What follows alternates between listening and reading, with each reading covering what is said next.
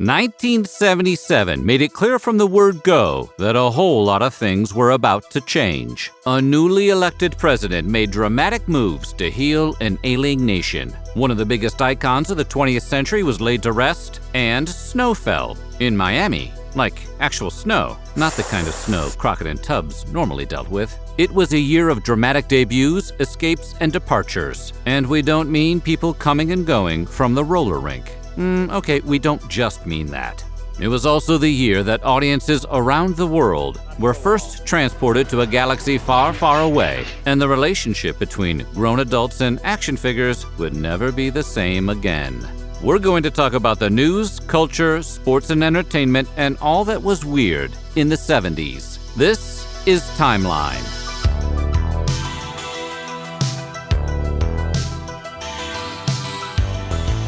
Get ready to hitch a ride to Toshi's station to pick up some power converters, because this episode is all about 1977. But before we get started, be sure to subscribe to the Weird History channel and let us know in the comments below your all-time favorite 70s jam. Now fire up that Atari, because this is 1977. Starting the year would make us all mad as hell as actor Peter Finch passed away on the 14th. Finch had appeared on The Tonight Show the night before he succumbed to a heart attack in his hotel.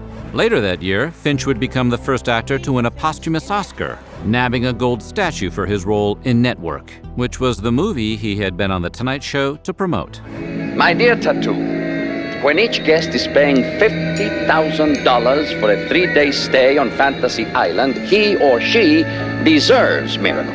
Snow fell in Miami for the first time in recorded history on January 19th, as an Arctic cold front swept through the Sunshine State. Previously, the furthest south snow had ever fallen in Florida was near Fort Myers, back in 1899. So yeah, it was kind of a big deal. Speaking of firsts, President Jimmy Carter pardoned hundreds of thousands of American men who evaded the draft during the Vietnam War in his first month in office. Carter had promised to pardon draft dodgers as part of his presidential campaign, arguing that it would help move the country forward and heal the wounds of the divisive and costly conflict. No, that's your African name. Must give you a new name. Must say, you name Toby. Hey, what's the matter with you? Cut me loose. Kunta Kinte.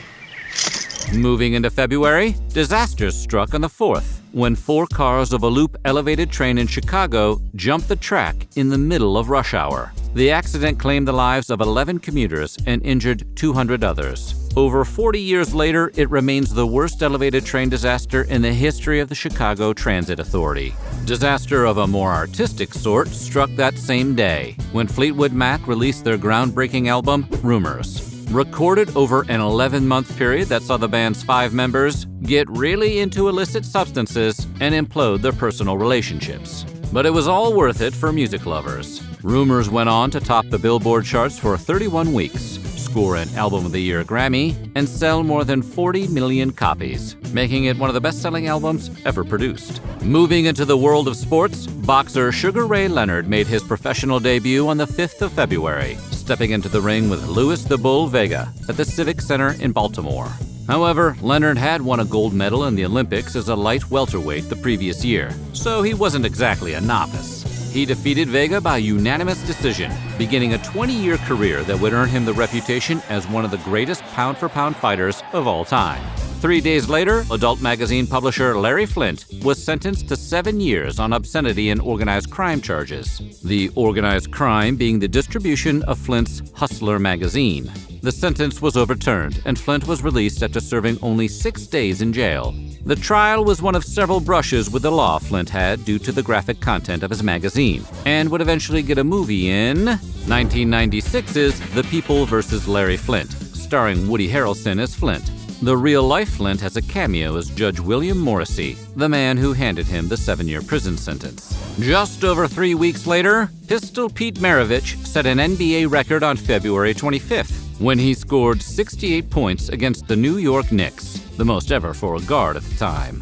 Maravich's record-setting game was played before the three-point line existed, which makes it all the more impressive. To this day, Maravich is one of only 8 NBA players to score 68 points or more during a single game. The first killer whale born in captivity came into this world on the 28th. Marineland at the Pacific's star attraction, Corky 2, unexpectedly gave birth to a calf, but sadly the baby only lived for 11 days. And while Marineland at the Pacific closed its doors for good in 1987, Corky 2 is still alive and kicking, or flipping, I suppose. At approximately 57 years of age, she is the oldest living orca in captivity. Moving into March, Bank of America adopted the name Visa for its credit card program on the 1st. Previously, the card had been known as the Bank Americard, and was a joint program with several other financial institutions. Why Visa? The company's founders believed the word was simple enough to be recognized in any language. And that prediction turned out to be true. Today, Visa is the second largest bank card organization in the world. Hey, it's everywhere you want to be. The next day, Jay Leno made his first appearance on The Tonight Show on the 2nd of March. Leno's stand-up featured observational one-liners about current events, punctuated by some playful crowd work. All elements that would become staples of his opening monologues 15 years later, when Leno took over hosting duties from Carson on May 25, 1992.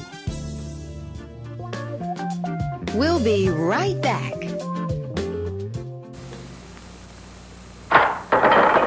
Hello, I'm Chuck Connors, and this is Tin Can Alley. An exciting new electronic target game that truly tests your marksmanship from as far away as 25 feet. Good evening. Good morning. Good Lord, is it morning? Yes, it is. And if you don't mind a stupid question, who are you? Oh, I'm sorry, I'm Jack. Jack Tripper. Elvis Presley departed for his final tour on the 23rd of March. Despite being in poor health, the king of rock and roll embarked on an aggressive national tour just 1 month after a series of dates throughout the South. The shows were marred by Elvis's declining condition. Disappointed fans and music journalists alike remarked that the singer was lethargic and difficult to understand.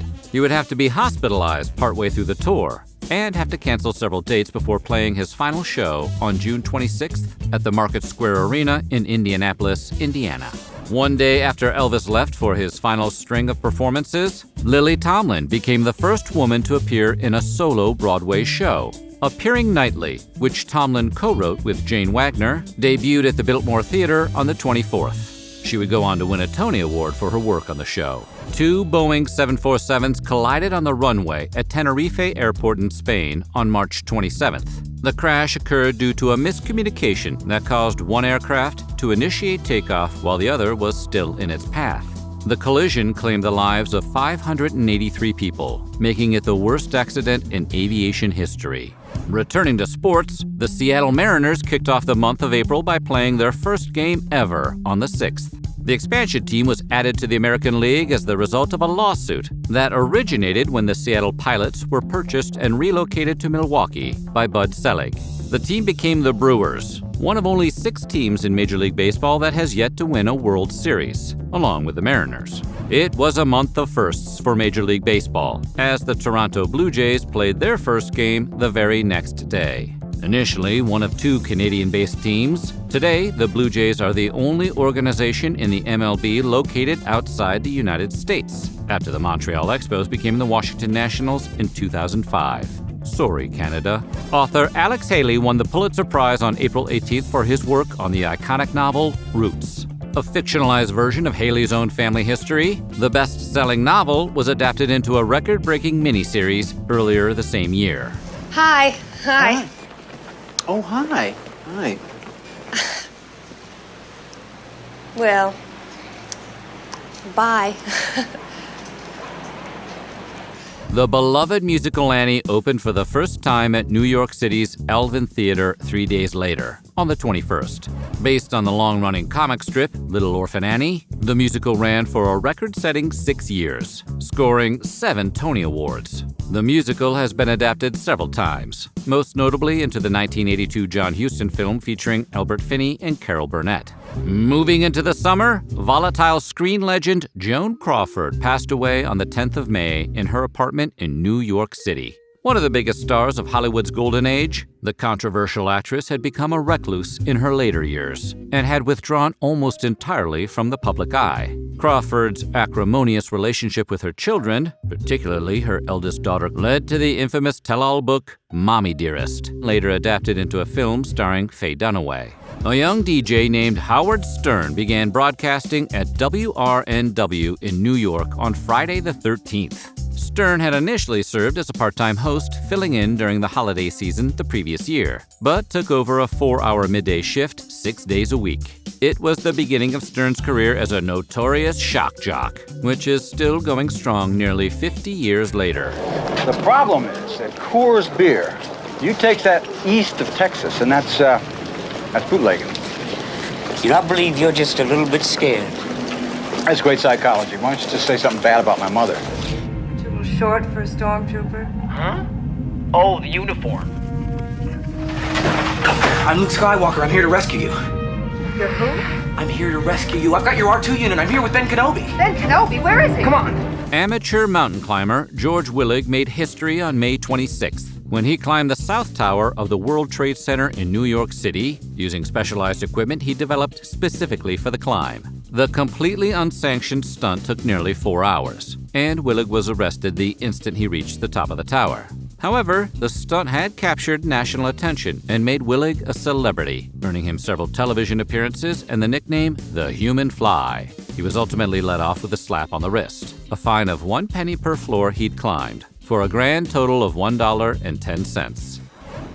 Punk band The Sex Pistols released their second single, God Save the Queen, the next day. The song, which contains incendiary lyrics about Queen Elizabeth II and monarchies in general, and was pointedly released during the Queen's Silver Jubilee, was immediately banned by the BBC and many other radio stations in the United Kingdom. But it wasn't just radio stations that were offended. Singer Johnny Rotten and drummer Paul Cook were both attacked on separate occasions by random Brits enraged by the song. That kind of seems pretty punk.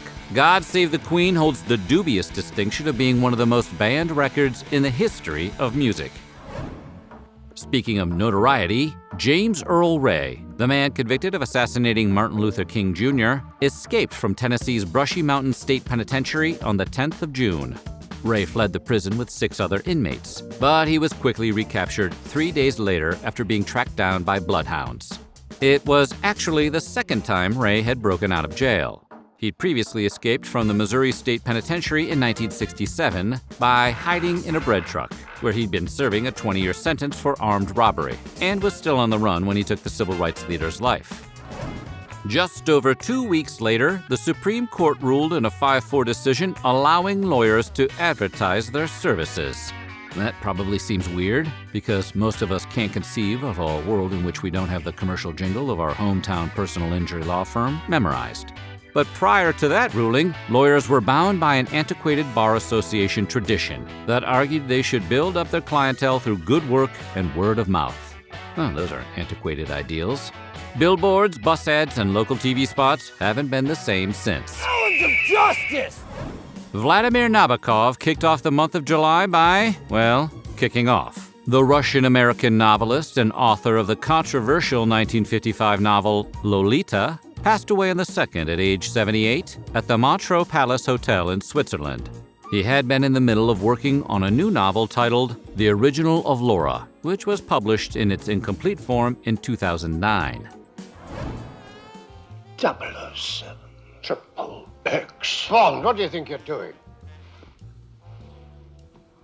Keeping the British end up, sir. We'll be right back. I drink Dr. Pepper and I'm proud. I'm part of an original crowd. And if you look around these days, there seems to be a Dr. Pepper craze. I'm a pepper, he's a pepper, she's a pepper, we're a pepper. Wouldn't you like to be a pepper too? I'm a pepper, he's a pepper, she's a pepper. If you drink Dr. Pepper, you're a pepper too. Be a pepper, drink Dr. Pepper. Be a pepper, drink. The CIA unwillingly revealed its involvement in mind control experiments after 20,000 pages of documents were discovered following a Freedom of Information Act request on July 15th. CIA Director Richard Helms had previously ordered the destruction of all documents related to the project, known as MK Ultra. But this cache of documents had been misfiled or hidden, leading to their discovery. The project involved the study of the effects of different drugs and procedures on humans, with the goal of identifying ways to make subjects more pliable during interrogation. MKUltra has subsequently been the basis of several conspiracy theories, and 1 or 2 TV shows as well. Powering up the month of August, President Carter established the U.S. Department of Energy on the 4th. The move was intended to help America recover from the unprecedented energy crisis of the 1970s by promoting energy development, conservation, and regulation, and decreasing the nation's dependence on fossil fuels, as many Americans were still feeling the effects of the 1973 oil embargo. The DOE was tasked with researching new energy technologies, as well as supporting nuclear weapons research. So, it wasn't all about putting solar panels on the White House. 6 days later, David Berkowitz, aka the Son of Sam, was arrested while leaving his home in Yonkers. The 24-year-old Berkowitz had terrorized New York City for an entire year by ambushing unsuspecting victims, usually couples, and opening fire on them with a .44 caliber handgun. Berkowitz was convicted and sentenced to 6 life sentences. 5 days later, a notorious Nazi escaped from custody, hidden inside a suitcase. Herbert Kappler, the head of the SS in Rome during World War II, was carried out of an Italian hospital by his wife. Kappler had been serving a life sentence in a military prison in Italy after being convicted by a war tribunal, but had been transferred to the hospital after he was diagnosed with cancer.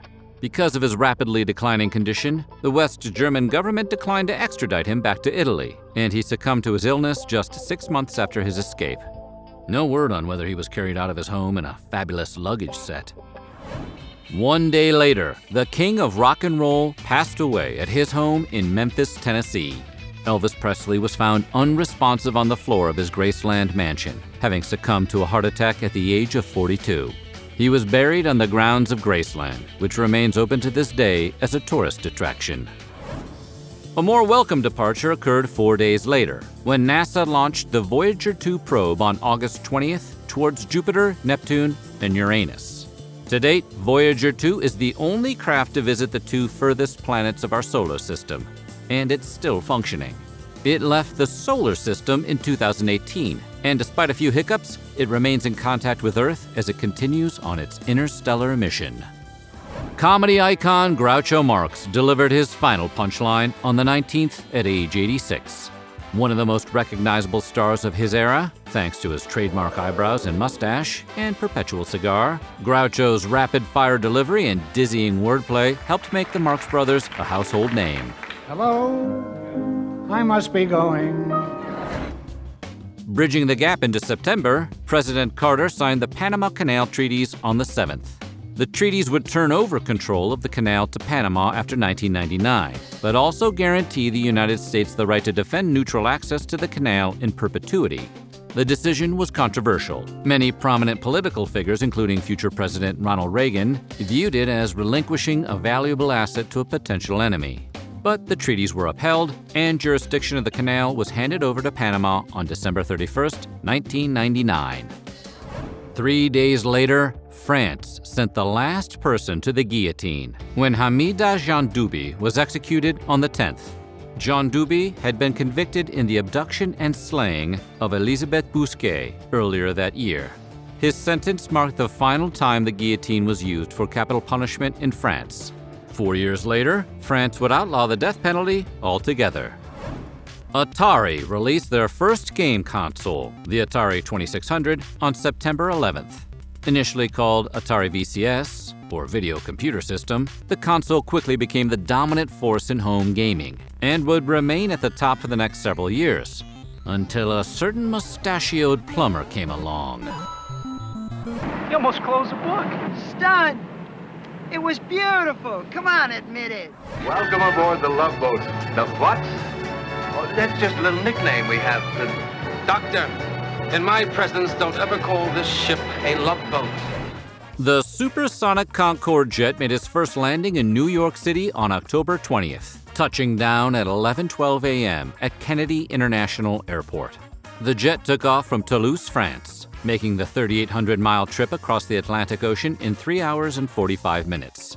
Despite the appeal of a high-speed transatlantic flight, the Concorde was met with stiff opposition from New York City residents, who objected to the incredibly high decibel levels the plane generated during takeoff. It's tough to argue with them. The plane generated actual sonic booms, like a Street Fighter II character. Speaking of planes, 3 members of the southern rock band Leonard Skinner perished when their chartered Convair 240 crashed in Mississippi that same day. The band was flying from South Carolina to Louisiana for a show when their plane ran out of fuel and had to make an emergency landing. The airline collided with the tree line and broke apart. Lead vocalist Ronnie Van Zant, guitarist Steve Gaines, and Gaines' sister, backup vocalist Cassie Gaines, died instantly, along with both pilots and the band's tour manager. Popular singer and Oscar-winning actor Bing Crosby crooned his final song on October 14th. One of the most popular entertainers of the first half of the 20th century, Crosby collapsed on a golf course in Spain after playing 18 holes, succumbing to a heart attack at age 74.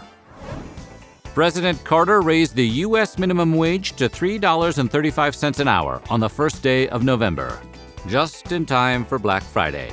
The new figure was $1.05 higher than the previous minimum wage of $2.30, an increase of nearly 50%. That's no small potatoes. Or peanuts. You know, because we're talking about Jimmy Carter. Okay, listen. I like it. We could dance together. That's it. We could just dance together and nothing more, nothing personal. I don't want you coming on to me. No. Because I don't think guys like you anymore, for one thing. English folk musician Cat Stevens converted to Islam on December 23rd, leaving the music industry behind him for the next 2 decades. Following a near-death experience the previous year and what he later described as a lifelong search for spiritual meaning, Stevens subsequently changed his name to Yusuf Islam. With the exception of a charity concert in Wembley Stadium in 1979, he did not perform again for 25 years. Arguably one of the most famous entertainers to have ever lived, Charlie Chaplin passed away on Christmas Day at age 88. The silent film star dominated Hollywood in its early years, but he left the United States after a series of controversies and permanently relocated to Switzerland in the 1950s. The events of his life would later be dramatized in the 1992 film Chaplin, directed by Richard Attenborough, the guy from Jurassic Park, and starring Robert Downey Jr. Infamous serial killer Ted Bundy escaped from prison on the second-to-last day of 1977, climbing out through the ceiling of his Colorado jail cell. Bundy had been awaiting trial and had already escaped once before, leaping from a courthouse library in Aspen back in June. However, while he was quickly apprehended that first time, he would stay on the run for nearly 3 months, during which time his victim count would continue to rise. And so 1977 came to a close with the curtain call of a tramp and the most notorious predator in history on the loose. 1978 was pulling up late to the party, riding shotgun with a guy you wouldn't like when he's angry, a historic blizzard, and one of the most infamous accidents in the history of televised stunts. But that's next year. Coming soon, 1978. So what do you think? What was the biggest moment of 1977? Let us know in the comments below, and while you're at it, check out some of these other Groovy timeline videos.